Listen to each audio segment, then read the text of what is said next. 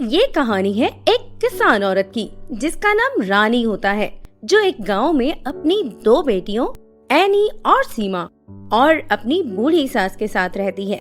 उसके ससुर का इंतकाल बहुत पहले हो चुका होता है और शौहर का भी उस वक्त इंतकाल हो जाता है जब उसकी बेटियां बहुत छोटी होती हैं। उसका गुजारा खेती बाड़ी से होता है, जिसमें उसके साथ उसकी सास और दोनों बेटियां मदद करती हैं। गुजारा बहुत मुश्किल से हो रहा होता है। सबसे बड़ी परेशानी ये होती है कि वो जो भी फसल लगाती है उसमें उसे नुकसान हो जाता है। इस तरह दिन ब दिन उसके हालात बिगड़ते जा रहे होते हैं।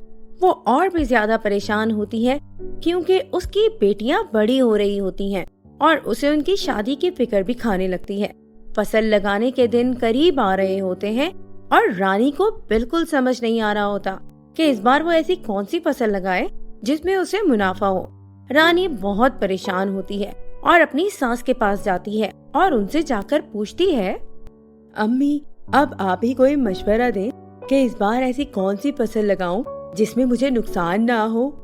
बेटा, ऐसी तो कोई फसल नहीं है जिसे लगाने से बिल्कुल भी नुकसान का अंदेशा ना हो। मुझे तो समझ नहीं आ रहा कि ऐसी कौन सी फसल लगा सकते हैं। इन्हीं बातों के दौरान उसकी दोनों बेटियां भी वहां आकर खड़ी हो जाती हैं। अम्मी, आप तो किसान हैं, आप तो बहुत अच्छे से जानती हैं कि कौन सी फसल लगाने से ज्यादा फायदा होता है। आप वो लगाएं जिसमें आपको सबसे ज्यादा भरोसा हो।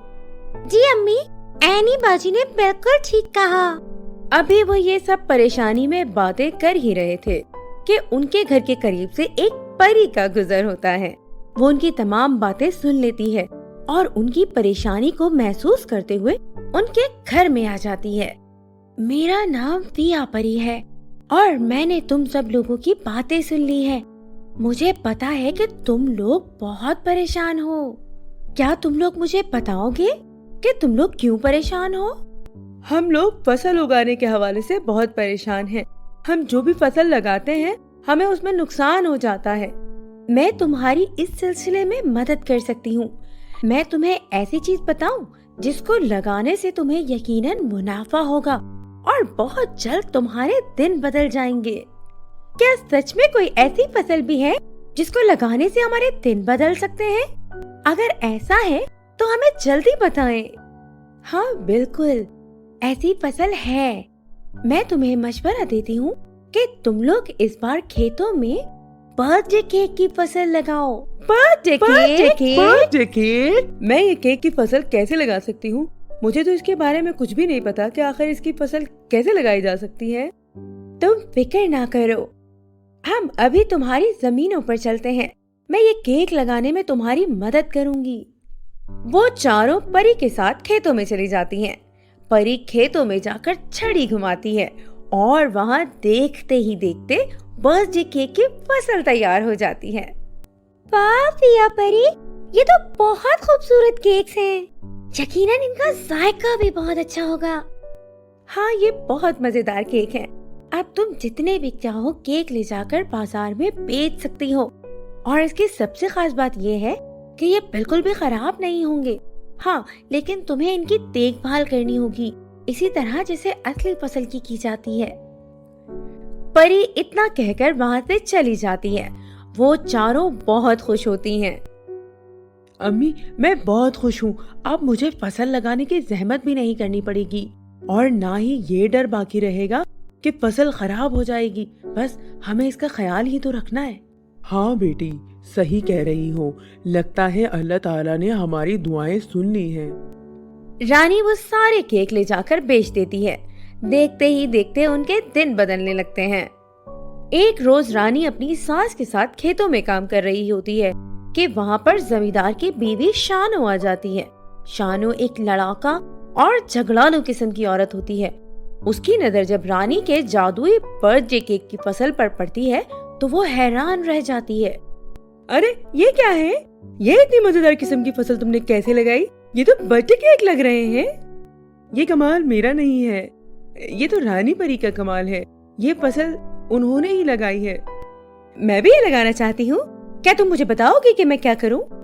तुम्हें अगर ये फसल लगानी है तो तुम्हें फिया परी से मिलना होगा। रानी के बार बार फिया परी का नाम लेने पर जमींदार की बीवी को बहुत गुस्सा आ जाता है और वो गुस्से से कहती है, ऐसे कैसे नहीं बेचोगी तुम? तुम्हें ये खेत बेचने पड़ेंगे। न ही मैं किसी पिया परी को जानती हूँ और न ही मैं उससे मिलना चाहती हूँ। मुझे तो बस ये खेत चाहिए और ये तुम्हारे बर्थडे केक। ये बताओ कि इन खेतों को बेचने के मुझसे कितने पैसे लोगी? बस। नहीं, मैं ये खेत बेचना नहीं चाहती और ना ही मैं तुमसे इसके पैसे लूंगी और ना ही मैं ये खेत तुम्हें बेचूंगी। तुम्हें अगर ऐसे ही फसल लगानी है तो तुम पिया परी से बात करो। ऐसे कैसे नहीं बेचोगी ये खेत तुम? मैं भी देखती हूँ। तुम जानती नहीं हो कि मैं तुम्हारे साथ क्या कर सकती हूँ। शानो बहुत झगड़ा कर रही होती है। इस दौरान वहाँ पर सीमा और एनी भी आ जाती हैं। आप हमारी मम्मा से नहीं लड़ सकती। आपको मम्मा ने बताया तो है कि वो ये खेत नहीं बेचना चाहती। तुम बीच में मत बोलो लड़की, जाओ यहाँ से, वरना मैं तुम लोगों का वो हाल करूंगी कि तुम लोग देखते रह जाओगे। आप हमें तंग ना करें, वरना हम पिया परी को बुला लेंगे। बुला लो किसी को भी, पिया परी को बुलाओ या किसी को भी बुलाओ, मैं डरती नहीं हूँ किसी से। अभी ये झगड़ा हो ही रहा था कि अचानक से पिया परी वहाँ आ जाती है। ये क्या हो रहा है यहाँ पर? जमींदार की बीवी हमें डरा रही है। वो चाहती है कि हम ये खेत इसे बेच दें। मैं ये खेत इसे नहीं बेचना चाहती। पिया परी को सबकी बातें सुनकर बहुत गुस्सा आता है। वो अपनी छड़ी घुमाती है और शानो को उसी वक्त बंदरिया में बदल देती है। अरे अरे अरे, ये मुझे क्या बना दिया, ये मुझे क्या बना दिया? मुझे ठीक कर दो, मुझे माफ कर दो, मुझे माफ कर दो। मैं यहाँ से चली जाऊंगी, मैं दोबारा कभी नहीं आऊंगी, तुम मुझे जाने दो। शानो बहुत रोती है, बहुत इल्तिजाएं करती है, बहुत माफिया मांगती है। इसके बाद वो रानी से कहती है, तुम मुझे बचाओ ना, तुम बात करो पिया परी से, मुझे माफ कर दो, मुझसे गलती हो गई। रानी जब शानो को इतना रोता बिलखता देखती है तो उसे उस पर रहम आ जाता है। वो पिया परी से कहती है, आप इसे माफ कर दे। मैं मजीद इससे कोई इंतकाम नहीं लेना चाहती। ये अपनी गलती पर शर्मिंदा है तो इसे जाने दे। ठीक है, मैं तुम्हें दोबारा से इंसान बना देती हूँ, लेकिन याद रहे कि आज के बाद तुम मुझे इस तरफ दिखाई भी मत देना। ये कहकर परी अपनी छड़ी घुमाती है और शानो दोबारा से इंसान बन जाती है।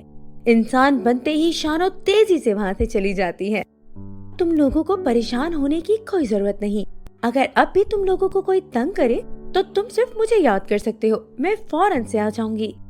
ये कहकर पिया परी वहाँ से चली जाती है और वो लोग उन जादुई केक की बदौलत आहिस्ता आहिस्ता उनकी सारी उलझने, सारी परेशानियां दूर हो जाती हैं और वो लोग हंसी खुशी रहने लगते हैं। ऐसी ही अच्छी और इस्लाही कहानियों के लिए हमारे चैनल को लाइक करें, सब्सक्राइब करें और बेल आइकन दबाना ना भूलें ताकि हमारी हर वीडियो का नोटिफिकेशन सबसे पहले आपको मिले।